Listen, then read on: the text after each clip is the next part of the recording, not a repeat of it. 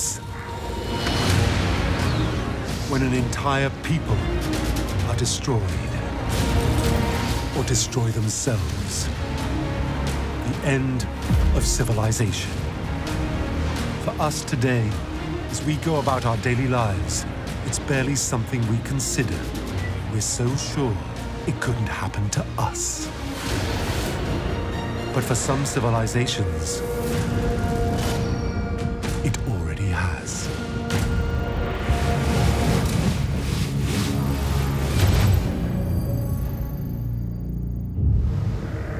The Bible. It's one of the most influential texts ever written. For millennia, it shaped the lives of billions of people. It holds stories of great civilizations, miraculous events, the Word of God. Many people see them as parables for how to live their lives. But for some, these stories are historical truth. Of all the events the Bible details, one remains shocking, even today: the destruction of Sodom. According to the Bible, Sodom was one of the 5 cities of the plain. It was remarkable for its wickedness. The tradition is that the sin of Sodom was what the Bible describes to be sexual perversity, specifically homosexuality. But is this really true? In the Bible story, God appeared before Abraham and told him his plan to destroy Sodom and the cities of the plain. For Abraham, it's a shocking revelation. His nephew Lot lived in Sodom. According to the Bible, Lot and his family were different than the other people living in Sodom. They would be considered righteous people. Abraham pleaded with God not to destroy the innocent and guilty without distinction. God assured Abraham that he would spare the city if just 10 decent people could be found there, and devised a test of Sodom's hospitality to strangers. The Bible says specifically that the sin of Sodom was arrogance, gluttony, and apathy, and specifically that they were not kind to the poor and the needy, that it was inhospitality, this general unkindness towards other people that made Sodom an evil city.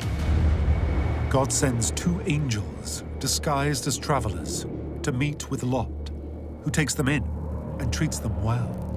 Lot passes God's hospitality test. But when the news of the foreigners' arrival spreads through Sodom, the city descends on Lot's house and demands he hands them over. Immediately, all the neighbors are banging on the door saying, "Send out these 2 men so that we may know them." And in biblical terms, that usually means to sleep with them. Lot says, "Absolutely not. You can have my daughters instead. They're virgins. You can do whatever you want with them, but you cannot have my guests." At that point, God steps in and says, "No, the test has failed." It's damning. The angels allow Lot and his family to leave, but when they are gone, God levels the city with the remaining inhabitants inside. It would have been positively terrifying. God destroyed them in a shower of fire and brimstone, so terrible that no man could live in this land. The destruction was so complete that the city was abandoned for 700 years. It's a profound punishment for the city's perceived sins. God sends these 2 angels down to Sodom and the cities of the plain to test their hospitality, to see would they be welcomed, and they failed that test. So it's less a story about sexuality, and it's more a story about hospitality. Hospitality was so important in the ancient world. Only after the rise of Christianity, in the first few centuries CE, did its interpretation change. Early Christian theologians shifted the story's focus away from offering hospitality to create a morality tale condemning homosexuality. But does the story of destruction hold any truth? We ask the question, did the city of Sodom actually exist? And could it be possible to locate its ruins.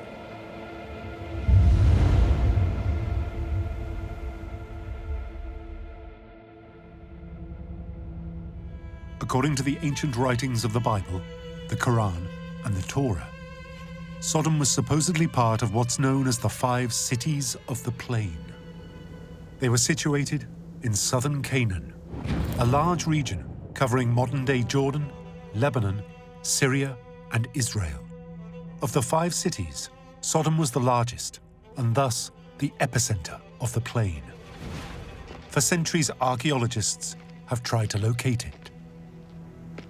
I think everybody loves a good lost city story, whether it's Atlantis or Sodom. There's this treasure hunter aspect to it. There's a confirming mythology, a way of confirming the historicity of oral tradition. But if the story of Sodom is more than just a myth, like some believe, where did it take place? And how could archaeologists locate it?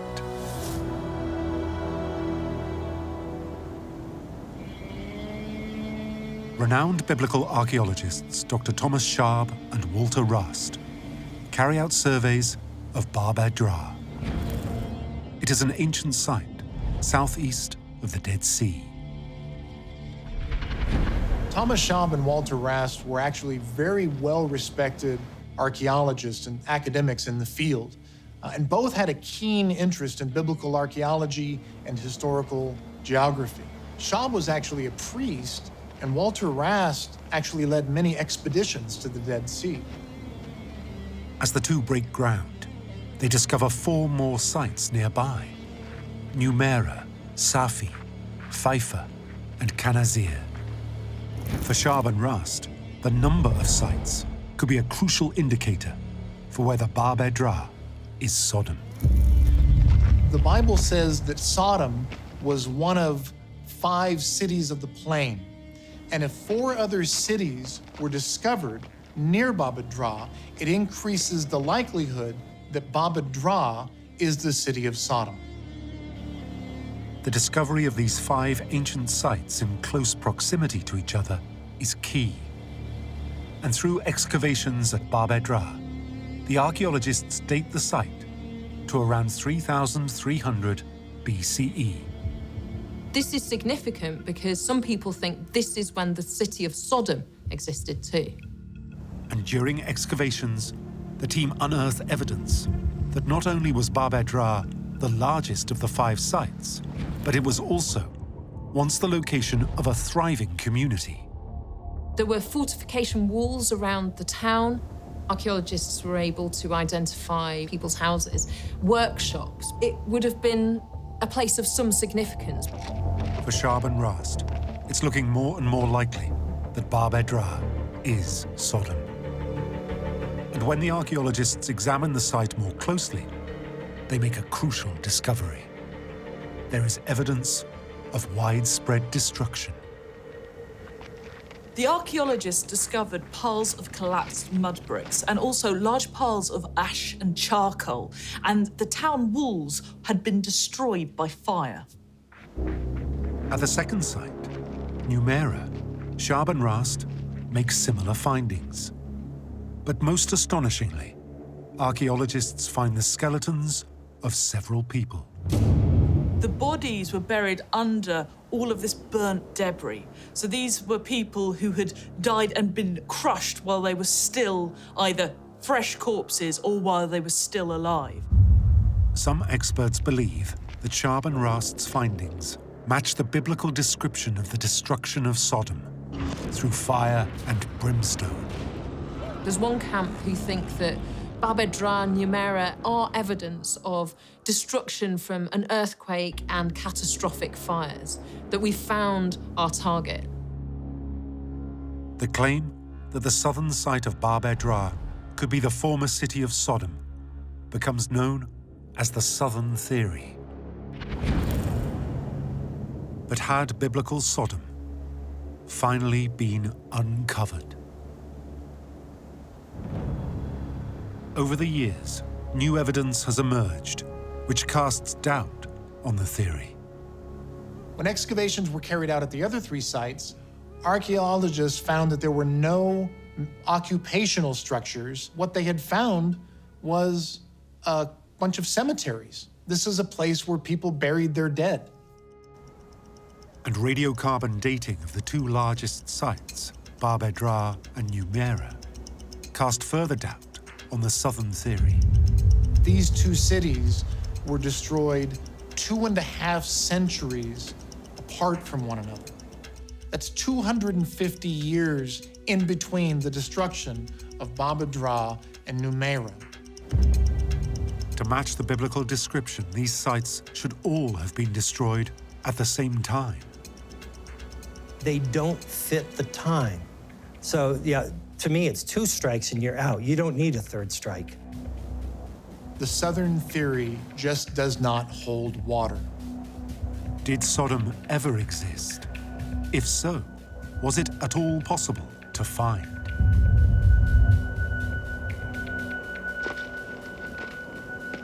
In 1996, archaeologist Dr. Stephen Collins takes up the challenge.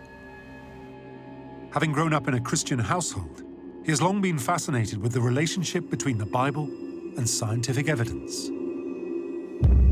I had sort of worlds in collision going on in my head, and it was hard to justify science and faith and belief together. Joining Dr. Collins in the search for Sodom is Dr. Philip Sylvia, an electrical engineer by trade. In more recent years, he's turned his focus to the Bible and archaeology. I think Sodom is the epitome in Scripture of God's judgment against sin in the world. And it's the engineer in me. And the theologian in me understands there must be a discoverable trail of physical evidence showing us what he did and how he did it. And that's what drives me. The more Dr. Collins studied, the more convinced he became that the Bible could provide clues to the location of Sodom. And so when I look at the historical record, when I look at the biblical record, and it squares with reality, it squares with science, it squares with archaeology, and I can't find any way to overturn it, then what am I supposed to do? For Dr. Collins, the realization that Sodom and the cities of the plain may not be south of the Dead Sea came about by accident in 1996. That summer, he is leading a tour of the Holy Land sites. While planning an expedition to Bab Edrar and Numeira, he rereads the story of Sodom. Something is amiss. In the Bible, before Lot moves to Sodom, he and his uncle Abraham bid farewell to each other. At this time, the Bible places them somewhere between the settlements of Bethel and Ai, northwest of the Dead Sea. From there, they can see the whole plain of Jordan. The Bible says Lot looked over, saw the well-watered plain of the Jordan, and went eastward and pitched his tent as far as Sodom. According to the southern theory, Sodom is southeast of the Dead Sea, 80 kilometers from Bethel and Ai. But if Abraham and Lot were in the north at Bethel and Ai, they wouldn't have been able to see that far. I got to the end of it, and I thought to myself, I don't see anything in there that would locate Sodom toward the south, but everything would locate it north and east of the Dead Sea. How in the world could serious scholars be putting Sodom toward the south into the Dead Sea? Because if they're reading the same text I'm reading, why aren't we seeing the same things? Collins digs deeper into the ancient text. His focus turns to identifying the correct location for the plain of Jordan. Genesis 13:10 says that Lot saw the plain of Jordan and that it was well watered, like the garden of the Lord. So if you can find the plain of Jordan, you can find Sodom. After meticulous studying, Collins finds a clue to the whereabouts of the plain of Jordan. In the Hebrew language, the word for plain is kikar, which means round. In a case of land, it would be a round, flat area of arable land. That is where we should be looking for Sodom and the cities of the plain. Some archaeologists believe that the only area in Jordan that has a flat circular plain that is well watered is north of the Dead Sea. If you are looking at a very good topographical map, you'll see a circular area, a kikar, north of the Dead Sea. But for some, using the Bible as a geographical source should be approached with caution. We need to be cautious with how we use the Bible texts. We have to keep in mind that if this event happened, it was another 1,000 years before it was written down. And then since being written down, it's passed through 5, 6, 7 different languages before it comes to us. So to put too much weight on one word is a bit hazardous. If we treat Sodom and the cities of the plain as a crime scene, then the Bible is one source. We also have archaeological evidence. We have ancient maps. So we have to actually look at the whole thing like a puzzle, and each piece has to be put together to really grasp what happened there. Proponents of this new northern theory are convinced somewhere in this circular plain could lie the biblical city of Sodom.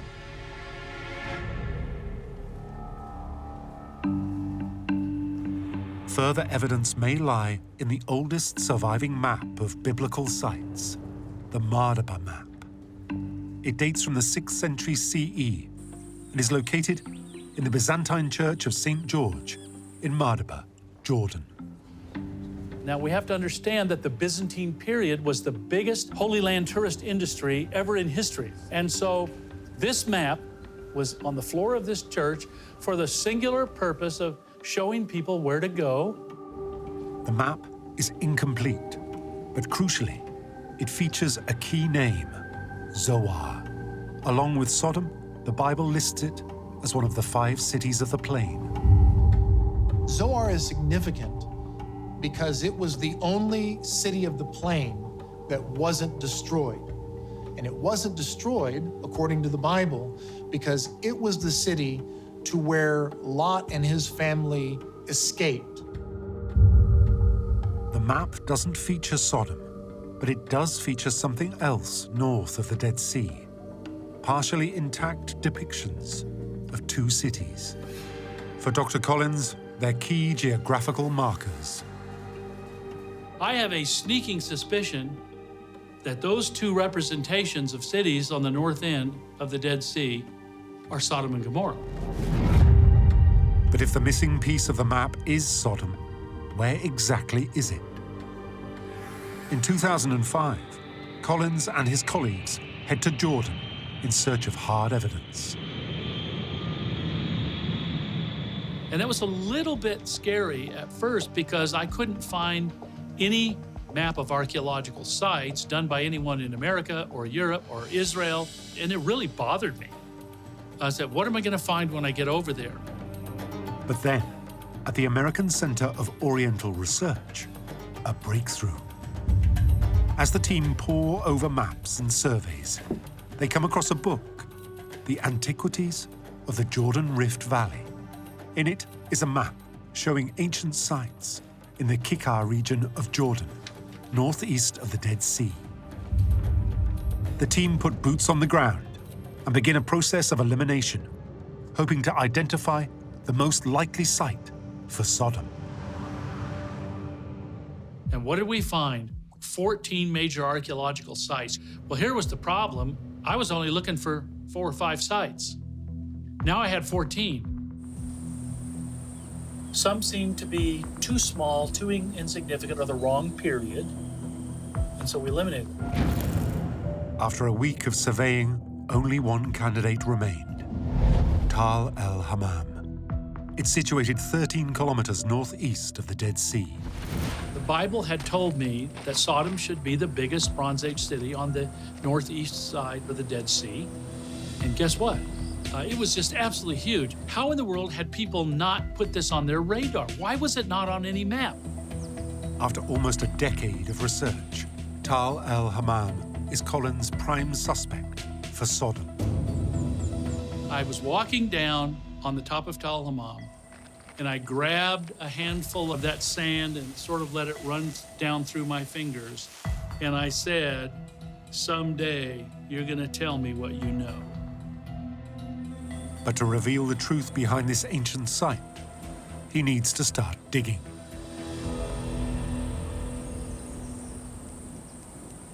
On the 27th of December 2005, the team begin the excavation. Initial findings reveal a colossal site, spanning an area of approximately 150 acres. It's much larger than any other Bronze Age site in the region. I was surprised, I think, mostly the sheer size of the site. To me, it was just a wow moment. With the site larger than anyone had anticipated, Collins recruits world-renowned archaeological architect Dr. Lean Rittmeyer to map the site. I got a phone call from Dr. Steve Collins. He said, would you like to come to Jordan and see my new excavations? I believe I found Sodom. I said, Sodom? You must be daft. It is quite impossible. He said, just come and have a look. I said, okay, I'll come and have a look. The site and the architecture impressed me very much. And so I was really interested in the site from an archaeological point of view. During the first few seasons of excavations, the team unearthed fortified walls 5 meters thick and up to 12 meters high. They also find a palace, a temple, and at least 2 plazas, and dozens of houses and streets, all dating to the Middle Bronze Age period when Sodom is believed to have existed.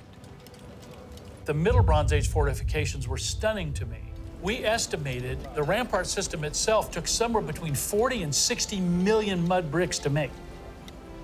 It was obviously a highly centralized government who could put such a project together and complete it. I've worked on many archaeological excavations. I've never seen such a huge site. El-Hammam is about 6 times as big as the old city of Jerusalem. Crucially, the team discover layers of ash throughout, ranging from 0.5 meter to 2 meters thick. Evidence that Tal el-Hammam was destroyed. And they're convinced it was destroyed in the Middle Bronze Age. Mixed in with that ash are pieces of pottery that we can identify with that Middle Bronze Age date. The evidence indicates the site was burnt in 1700 BCE. And as Dr. Sylvia sifts through the ash layer, a picture of a great destructive event emerges. Among the ruins, they find a large 180 kilogram saddle quern that workers used to grind grain. That's called a saddle quern because you basically would straddle it like you were riding a horse, and then you would run your grinder back and forth like this to grind the grain. But for Dr. Sylvia, the position of the saddle quern doesn't make any sense. It was literally blown off of its dirt pedestal onto its side on the ground in a northeasterly direction. The team are intrigued by how such a large, heavy object could have been blown over. And it's not the only object. Across the site, they uncover artifacts and structures that landed in the same direction, seemingly pushed by some catastrophic force. You find bits and pieces of pottery, everything you can imagine, strewn for 6, 7, 8 meters across the floor to the northeast. So everything has this directionality to it. Everything inside there is churned up and full of ash and pottery and broken mud bricks, and everything about it is catastrophic. The team has uncovered evidence of a great destructive event hitting Tal el-Hammam. Dr. Collins calls it the Middle Bronze Destruction Event. What could have caused it? In 2011, the team make a chilling find. We started finding human bones, piece of a pelvis, piece of a knee bone, piece of a femur. One of them was only existing from the mid-femur down. Everything else is missing. And the place where the separation occurred is severely burned. It's almost like they were burned off.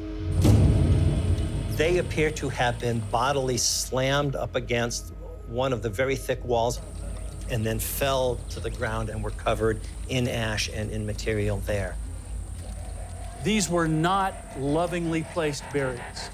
These were people who wound up in these positions by some sort of violent event. In another section, they find further evidence that the inhabitants were killed by an intense force. In the Middle Bronze Palace area, 2 skulls emerged. We have no lower jaw bones on either one. One, we have the entire skull, and it is smashed down. One has a piece of pelvis right here next to the fragments of the skull. They are literally blown to bits. For Collins, the location of the skulls is key. We are 8 meters down and 1 meter deep in the destruction matrix. There is no doubt, 0 doubt, that these 2 individuals, these 2 skull fragments, belong to the Middle Bronze destruction event itself. The body is just not designed to stand up to that kind of force. And it's both shocking, it's both traumatizing, but on the other hand, as an engineer, as a scientist, it's absolutely fascinating. The team believes they are getting closer to discovering what destroyed this city. But so far, nothing conclusive, which tells them this might be biblical Sodom. But the more they excavate, the clearer it becomes that they're dealing with a monumental site. Along the outside of the city, they uncover the foundations of a much larger structure, a 3-meter thick wall. I asked them to dig a bit further to the east, and there they found the beginning of another wall coming out. Same type of bricks.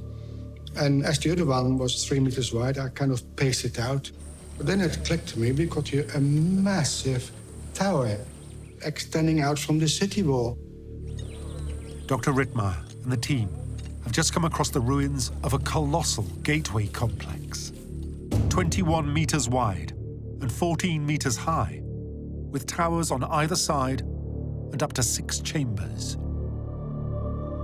The Tal el-Hammam team are gradually unearthing the secrets of a vast metropolis spanning an area approximately 150 acres, with an estimated population of up to 65,000 inhabitants.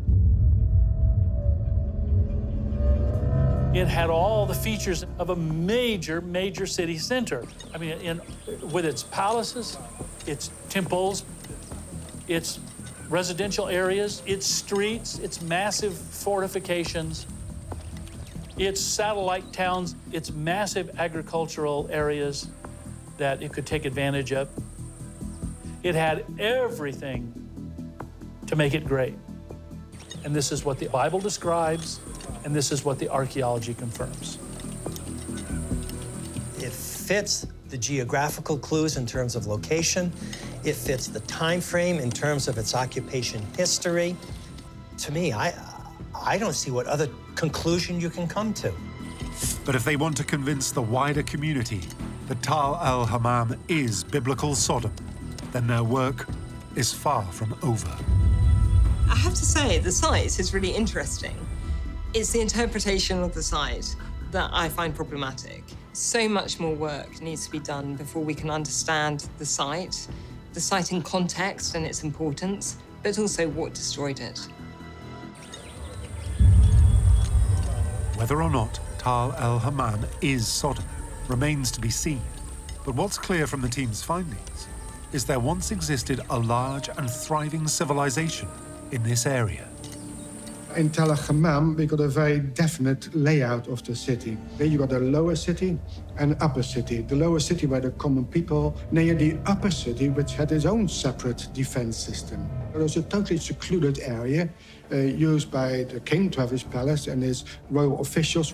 Artifacts found throughout Tal el-Hammam have helped the team decipher how people lived during this time. Most of the houses are mud brick houses. And the houses themselves were often multi-generational houses. So you got quite a few rooms built around a central courtyard. Then you've had an awning overhead, and that's where they baked the bread, where they roasted their chickens or whatever they were eating, and the women used to grind their flour. All that took place in that courtyard. That was kind of the life of the house. I mean, we have a city that lasts for 3,000 years without a hiccup. Things are pretty much operating like a well-oiled machine. But then, according to the evidence, somewhere around 1700 BCE, during the Middle Bronze Age, the city of Tal el-Hammam was violently destroyed. What was behind its catastrophic demise? Could the answer provide a clue as to whether this is the original city of sin? At the site, archaeologists have found evidence of scorched walls and floors buried beneath piles of ash, burned pottery sherds, as well as charred human remains they believe were blown around by some concussive force. For them, the evidence matches the biblical account of fire and brimstone destroying Sodom. But what could cause this? If you're looking at evidence from Tal el-Hammam, it's reasonable to wonder whether this is a consequence of a huge volcanic event. Was Tal el-Hammam destroyed by a volcano? In recent decades, experts have found evidence of a volcanic flow of ancient lava in the hills northeast of the Dead Sea, whilst 1/6 of Jordan is covered in hardened lava, known as basalt. There's lots and lots of basalt rock around that part of the Dead Sea. That's because that area is very geologically active. It's had volcanism throughout much of its history. But there's a problem with the theory. There's no volcano close to the site of Tal el-Hammam. To get volcanic activity, you don't need to have a kind of triangular volcanic mountain spewing out of lots of lava, or even a dormant volcano. What you need is a heat source underneath the surface with molten rock, and you need pathways to the surface by which that heat can get out. And that's what we call a volcanic system. So you can have volcanic systems that are not invisible, but they're pretty hard to detect. Despite evidence of ancient lava flow in this region, many reject the idea that this is responsible for the destruction of the site. There's just not enough of the material. You know, you need a really significant amount of ash to really cause the abandonment of a city. And from what we can see, there just doesn't seem to be enough. But there is another natural event that could be to blame. Now, if somebody told me, okay, I've got the city ruins and they've been collapsed, obviously the buildings have toppled down and there's lots of evidence of fire happening, I'd have probably gone, I'll tell you what, that sounds to me like it was probably an earthquake. So what happens to tectonic plates during an earthquake is that you've got these two plates and they're moving, but at the boundary between the two of them, they're stuck, they're snagged, there's friction, and the stress builds up. And it builds up and builds up until at some point it can't take it any longer, and then it just moves, it displaces. And that generates a whole lot of energy, a whole lot of frictional heat and noise, and that's the seismic waves that go. And that essentially is the earthquake. Could an earthquake have made the ground drastically shift and caused the collapse of Tal el-Hammam? So when the fault line moves, it can move vertically, or it can move horizontally, or it can move a combination of the two. And in the Dead Sea rift zone, it tends to be a combination of the two. That's what shook the buildings, caused them to collapse, and maybe set off a chain reaction of fire. Maybe a kiln was gone, and the rest of the roofs, and the city burnt, and that's what had happened.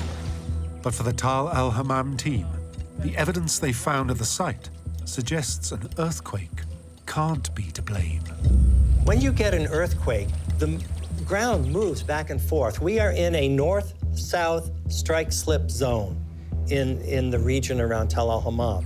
So when you have earthquakes there, things tend to move north and south. And so walls tend to fall in both directions. But all of the material evidence we're finding is pushed to the northeast, and only to the northeast. It's very monodirectional. Crucially, the team make another discovery which suggests that the site remained unoccupied for approximately 700 years during the late Bronze Age period. Well, in that region, one of our primary means of telling time is through pottery evidence. We just do not have pottery in the region that covers the entire late Bronze period. There's virtually none.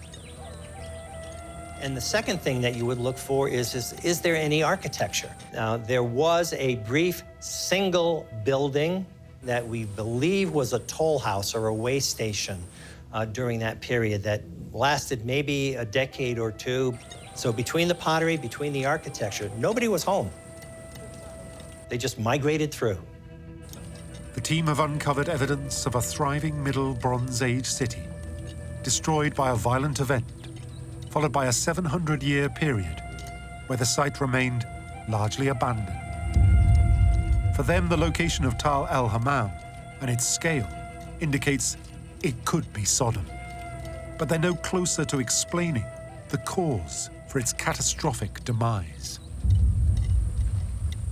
Then, in 2011, whilst excavating a section of the upper city, Dr. Collins's team make an extraordinary discovery. When the excavators of that square called me over, they said, "You have to come and look at this." They found a piece of pottery in the Middle Bronze Age layer. Thousands are scattered throughout the site, but this piece is different. On one side, the fragment looks like regular Bronze Age pottery, but on the other, the surface is green and glass-like. It looks like one side of it is superficially melted. It's just lapping over the edge ever so slightly. For Dr. Collins, it looks like a piece of glazed Islamic pottery. But this form of pottery wasn't produced until thousands of years after the destruction of Tal el-Hammam. Collins is intrigued by the find. The fragment looks as though it's time-traveled from a later era. What in the world is a piece of glazed pottery doing down here this deep? Could it offer any clues for the cause of Tal el-Hammam's destruction? Collins takes the strange-looking piece of pottery for analysis at the U.S. Geological Survey Laboratory in New Mexico. When the results come back, they are quite literally out of this world. We know that now from the tests. Everything about this particular melted surface of pottery sherd is physically identical to trinitite. The word trinitite comes from the codename Trinity used in the first ever detonation of a nuclear bomb. The test took place on the 16th of July 1945 in the Jornada del Muerto Desert, New Mexico. When the Trinity bomb was detonated, it released the equivalent of 21,000 tons of TNT. That's actually slightly more than the nuclear bomb they dropped in Hiroshima in World War II. In the aftermath of the explosion, scientists noticed a strange substance all across the surface of the desert. When the bomb exploded, it sends out a big fireball, and that creates a huge mushroom cloud, a big uprush, and it took a whole load of the sand up in there, and that basically melted because of the immense heat, and then rained back down onto the desert, which cooled really quickly and then formed this glassy trinitite. The melted glass-like surface of the sand is similar to that found on the pottery sherd at Tal el-Hammam. When it's analyzed further, experts discover something else: zircon. Zircon's a naturally occurring mineral that you can find in rocks pretty much all over the world. Looking at zircon under a microscope, what you'll see is like a crystal-like structure, and very, very regular with very sharp, jagged edges, basically. But the zircon inside this piece of pottery is different. This zircon was actually a lot smoother and kind of more like a teardrop. Experts conclude that the zircon in this fragment must have undergone an extreme process to create such a strange shape. It suggests that this zircon had been heated up to a really high temperature, such that it even melted, and then it had cooled very quickly. Because otherwise you'd get, the more regular looking zircon that usually takes, thousands of years to cool down. The fragment must have been subjected to extreme heat for it to have melted this way. A normal fire will burn at somewhere between 600 and 2,000 degrees Celsius. For zircon to melt, though, you're talking at least 4,000 degrees Celsius there. That's over double the hottest fires. Now, the surface of the sun is about 4,000 degrees. So you're talking about temperatures equivalent to the surface of the sun. And as the excavation continues, the team unearth more and more pieces of extreme heat-blasted pottery. Every place we have excavated across the site, we have found indicators of these high heat events. Every place we find bits and pieces. What kind of thing could do that? From the evidence at this ancient site, we know there must have been incredible temperatures, much hotter than a regular fire. And it created a substance very similar to trinitite, but of course, there weren't nuclear bombs back then. So what could have caused this? Well, one possible option is a meteor. Now, at our site, there is no crater on the ground for us to point to and look at and say, aha, here's the conclusive evidence that we have some kind of astral body coming in and hitting us. We don't have that. But meteors don't need to make impact to unleash their destructive power on Earth. An incredible concussive force and a blast of high-intensity heat can result from a rare cosmic phenomenon known as a meteor airburst. An airburst can be when a meteor in the Earth's atmosphere explodes in the air before it's hit the ground. The damage on the ground from the explosion can be devastating. Firstly, you've got this really hot rock, the meteor, in the air that's radiating heat that can set things ablaze. Now, when it explodes, you've got the big shock wave. That can also take temperature with it, so you can feel a heat rush. The amount of devastation you're going to see really depends on the size of the rock. Bigger meteor, more destruction. Meteor airbursts are rare, but they have occurred in recent history. In 1908, in a remote uninhabited region of Siberia, an airburst is believed to have wiped out an area larger than Los Angeles. An eyewitness described the sky appearing to split in two and being covered with fire. It destroyed about 80 million trees. In the nearest town, about 60 kilometers away, residents could feel the heat of the blast. Windows smashed in the buildings, and some people were even knocked off their feet because of the force of the airburst strike. It would have felt like the end of days. More recently, in 2013, cameras caught the moment an airburst exploded over the city of Chelyabinsk in southern Russia. 1,500 people suffered injuries, and thousands of buildings were damaged. The team at el-Hammam believe that the evidence they found points to an airburst, which left a path of utter destruction in its wake. What we're looking at is a very large site that was literally the buildings blown off of their foundations. Artifacts, the pottery, the tools that they were using are shattered. And this basically vaporizes and incinerates everything in its path. And what we see is that all of that ash and all of that material is blown into a northeasterly direction. The only known source of the kind of concussive profile that we're seeing in the evidence, of the kind of thermal profile that we're seeing, is a meteoritic airburst.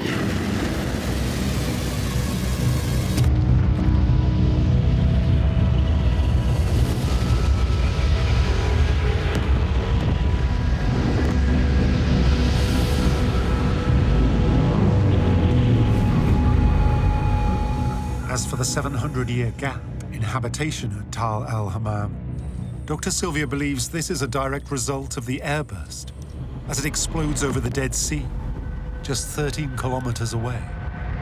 If you have an airburst event over water, it will actually produce a tsunami effect where a wave will be pushed across the landscape. You have a very high volume of now superheated brine spray of Dead Sea water that's traveling with the blast front. Well, that 700-year gap, I believe, is best explained by the poisoning of the soil with Dead Sea water that left behind a very high salt concentration. It's possible the high salt content of the Dead Sea water would have rendered the land infertile for a number of centuries. It was impossible to grow any cereal grains. And if you can't grow cereal grains, you can't support cattle, you can't support people, you just cannot support a civilization moving back into the area. The science is clear, the analysis is clear, and the evidence is mounting. I'm not saying that we absolutely have it nailed down yet, but we know that all the indicators that we have are consistent with an airburst. For the archaeologists, the destruction of Tal el-Hammam by meteor airburst provides a striking match to the biblical destruction of Sodom. Fire and brimstone rained from above, destroying the city and its people, and leaving the surrounding region uninhabitable. But not everyone is convinced. A meteoritic event is very rare. They do happen, but they're very rare. I think before you can jump to conclusions and people can start suggesting that, you need more evidence. And I think actually an event like that would have a signature much wider and in the environmental record. So we need to look there.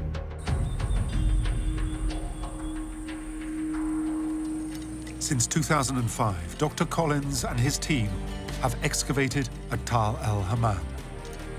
They've made a truly astonishing find: the remains of a thriving vast metropolis northeast of the Dead Sea, which they believe matches the biblical description of Sodom. Crucially for Collins, their discovery and analysis of Tal el-Hammam's destruction provides a close match to the biblical account of the destruction of Sodom. People often ask me how certain I am that Tal el-Hammam is Sodom. It's become very certain to me that there's no other possibility. It's in the right place, it is in exactly the right time frame, it has the right stuff, it has the right destruction event. When Steve Collins first asked me to come to the dig and he said that he thought that this may be Sodom, I was very skeptical. I believe the Bible, I take the text serious, but I don't dig with the Bible in my hand, as it were. The size, the location, the way Sodom was destroyed, and my own reading again the original text make me now convinced that Tal el-Hammam is Sodom. But the team still face scrutiny from the wider archaeological community. We know that meteorites strike the Earth. So is this possible? Sure. Is this also a pretty speculative reaching for a possible explanation that kind of matches the story in the Bible to explain the destruction of what you want to be Sodom? Yeah, it looks like that as well. Cynics might suggest that the airburst theory for the destruction of Tal el-Hammam is just too spectacular, too kind of space age. But just because it's a 1 in a million chance doesn't mean that it didn't happen. The team continues to dig for evidence. To answer the question beyond doubt of whether Tal el-Hammam really is the city of Sodom.